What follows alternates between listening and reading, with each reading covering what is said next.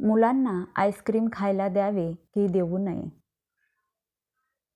उष्णतेचा पारा प्रचंड वाढला आहे आणि अशा परिस्थितीत तुम्हाला कोणी आईस्क्रीम खायला दिलं तर आईस्क्रीम खाण्याचा मोह लहान मुलांनाच काय तर मोठ्या माणसांनाही आवर घालता येणार नाही.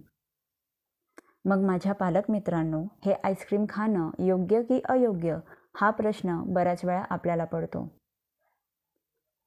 मुलांना आईस्क्रीम खायला कधी देऊ नये. मुलांना सर्दी खोकला असेल तर आईस्क्रीम देणे टाळावे.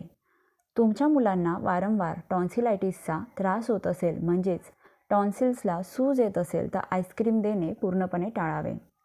आईस्क्रीममध्ये साखरेचे प्रमाण जास्त असल्यामुळे तसेच आईस्क्रीम तयार करताना त्यात प्रिझर्वेटिव्ज जसे की सोडियम बेन्झोएट, पोटॅशियम सॉर्बेट यांचा वापर केला जातो.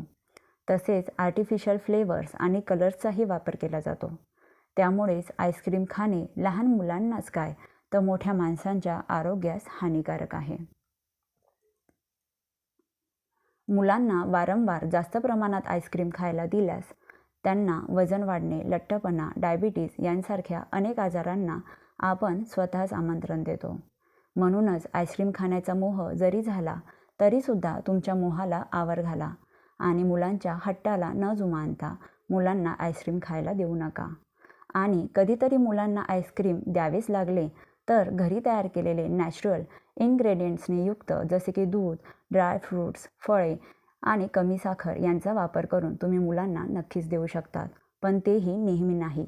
म्हणूनच एक जबाबदार पालक म्हणून योग्य वेळी योग्य निर्णय घ्या आणि तुमच्या मुलांच्या आरोग्याचे रक्षण करा. तुम्हाला जर माझे व्हिडिओज आवडत असेल तर प्लीज लाईक करा, शेअर करा आणि सबस्क्राईब करा. समुपदेश.